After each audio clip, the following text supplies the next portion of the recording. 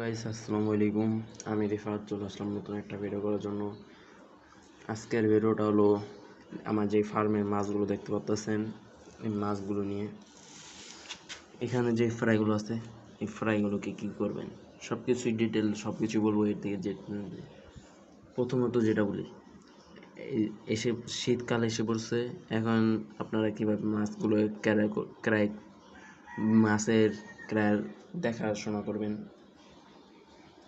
এটার জন্য আমি যদি বলি, এখানে যে ফ্রাইগুলো আছে আপনারা মাছের শীতকালে যে খদিপানাটা পাওয়া যায়, খদিপানা বা ফকবিট, ডেন্সা, ফকবিট আর আর হলো স্যালভিনে, এটি যেরকম একটা ভালো গাছ বা আবার খদিপানায় যে যে খদিপানাগুলো আছে এটি মানে শীতকালে অনেকটাই উপকার পাওয়া যায়।